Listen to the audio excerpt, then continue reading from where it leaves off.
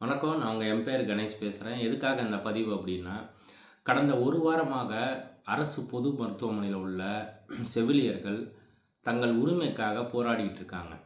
இதுவரை இந்த மக்களுக்கு இது தெரியாத செய்தியாக இருக்குது. அதை சொல்கிறதுக்காக அந்த பதிவை நான் போடுறேன். எதுக்காக அந்த போராட்டம் அப்படின்னா, பணி நியமனம். ஒரு நியாயமான காரணத்துக்காக தான் பாவம் அவங்க போராடுறாங்க. அதை அந்த போராட்டத்தை கைவிடணும் அப்படி இப்படின்னு சொல்லி காவல்துறையை 18ஆம் தேதி அன்னைக்கு அவங்க போராடுற முதல் கட்ட போராட்டத்துக்கு துறைகள் அந்த அரசு அதிகாரிகள் அவங்கள தடுத்து கைது பண்ணி பல அராஜக முறையில் ஈடுபட்டிருக்கிறாங்க.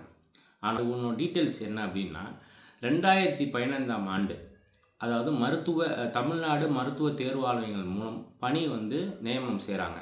அதாவது அவங்களுக்கு போஸ்டிங் கொடுக்குறாங்க.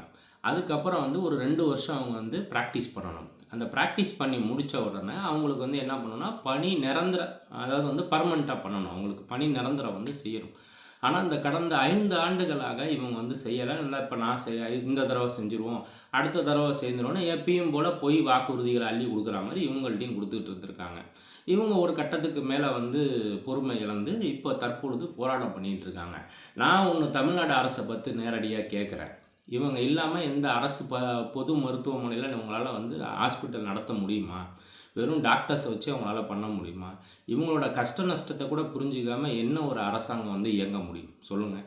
இது ஒரு நியாயமான கோரிக்கை வச்சுருக்குறாங்க. இப்போயும் நீங்கள் பேச்சுவார்த்தைக்கு கூப்பிட்டு என்ன சொல்கிறீங்க? நான் பொங்கல் முடிஞ்சோன்னே செய்கிறேன். 5 வருஷம் செய்யாது பொங்கல் முடிஞ்சோன்னே எப்படி செய்ய போகிறீங்க?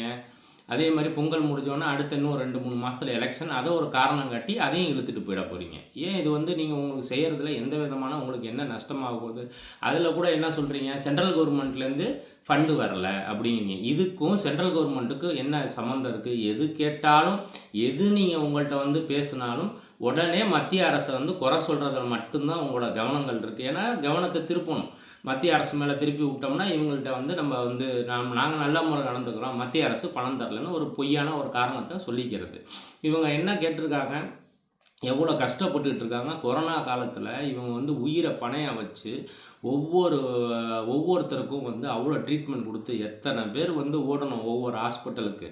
டாக்டர்ஸும் அந்த அளவுக்கு வேலை செஞ்சுருக்காங்க. அவங்களுக்கு ஈக்குவலண்ட்டாக இவங்களும் வேலை செஞ்சுருக்காங்க. அவ்வளோ தூரம் பாவம் கஷ்டப்பட்டு ஒவ்வொருத்தரும் கையில் ரத்த வாந்தி எடுப்பாங்க, ஒவ்வொருத்தரும் வாந்தி எடுப்பாங்க. அதெல்லாம் கையில் ஏந்திக்கிட்டு ஒரு தாயோட அவங்களுக்கு ஒரு மேற்படியாக இந்த செவிலியர்கள் வேலை செஞ்சுருக்காங்க. கொஞ்சம் கூட நமக்கு மனசாட்சி இல்லாமல் நாங்கள் அதெல்லாம் செய்ய முடியாது, பண்ண முடியாதுன்னு அவங்கள போராட்டத்தில் ஈடுபட வச்சு அவங்கள கைது செய்ய வைக்கிறது ஒரு நியாயமான செயலாக இருக்குமா தமிழ்நாடு அரசு? சொல்லுங்கள். எவ்வளோ ஒரு கஷ்டத்தை அனுபவிக்கிறாங்க. அவ்வளோ குடும்ப கஷ்டம். ஒரு பெண் வேலைக்கு போய் குடும்பத்தையும் காப்பாற்றிக்கிட்டு, அதுவும் மித்த வேலைகள் கூட பரவாயில்ல, இந்த மாதிரி மருத்துவராக இருக்கட்டும், காவல்துறை பெண்களாக இருக்கட்டும், செவிலியர்களாக இருக்கட்டும், இந்த மாதிரி இடத்துல பெண்கள் எவ்வளோ கஷ்டப்பட்டு ஒவ்வொருத்தரும் அவங்க உயிரை பணைய வச்சு அந்த வேலையை செஞ்சுக்கிட்டு இருக்காங்க. ஒரு ஆப்ரேஷன் நம்மளால் போய் தைரியமாக நின்ற முடியுமா? சொல்லுங்கள். இல்லை அதே மாதிரி அவங்களுக்கு ஏதோ ஒரு புற்றுநோயாக இருக்கட்டும், எந்த விதமான நோயாக இருக்கட்டும், நம்மளால் போய் நேரடியாக பார்க்க முடியாது. ஏன்னா அந்த கதறல்களாக இருக்கட்டும், அவங்க சில சமயங்களில் நோயாளிகள் இறந்துருப்பாங்க, அந்த கதறல்களாக இருக்கட்டும், வலியின் காரணமாக கதறல்களாக இருக்கட்டும், அதெல்லாம் சகிச்சுக்கிட்டு ஒரு பொண்ணாக இருந்து அவ்வளோ தூரம் அவங்க கஷ்டப்பட்டு செய்கிறாங்க. நீங்கள் என்னடானா எப்பயும் போல் ஏதாவது ஒன்று அடித்து விட வேண்டியது தேர்தல் நேரத்தில் இது அதுன்னு சொல்லி அவங்களுக்கு அடித்து விட்டு அவங்களுக்கு ஒரு கோரிக்கைகள் இதெல்லாம் நாங்களுக்கு நிறைவேற்றணும், ஓட்டை மட்டும் வாங்கிக்கிறது. ஆனால் கடைசியில் இந்த மாதிரி போராட்டத்தில் ஈடுபட்டு அவங்கள இழிவுபடுத்த வேண்டியது. ஒரு பஸ்ஸை கொடுத்தீங்க, அதுக்கு எவ்வளோ கேவலப்படுத்துறீங்க? மக்கள் ஏறும்போது ஓசியில் தான் ஏறாதுன்னு அவங்கள துன்புறுத்தி ஒவ்வொரு பெண்களையும் துன்புறுத்தினால அரசு இந்த தடவை ஜெயிக்கும்னு நினைக்கிறீங்களா? இதுக்கெல்லாம் பாடம் புகட்டுவாங்க மக்கள் தேர்தலில். தமிழ்நாடு அரசு நீங்கள் கவனமாக இதெல்லாம் ஒவ்வொரு விஷயத்தையும் செயல்படுங்க. சாதாரணமாக நினச்சிக்கிட்டு செயல்படணும்னு நினைக்காதீங்க. மக்கள் ஒவ்வொருத்தரும் இதை பார்த்துக்கிட்டு இருக்காங்க. இதற்கு தயவு செய்து நான் வேண்டி விரும்பி கேட்டுக்கிறேன். தயவு செய்து இதுக்கு நீங்கள் ஒரு நிரந்தர தீர்வை காணி அவங்களுக்கு ஒவ்வொருத்தருக்கும் பணி நிரந்தரம் செய்யணுங்கிறத நான் இந்த நேரத்தில் கேட்டுக்கிறேன். நன்றி, வணக்கம்.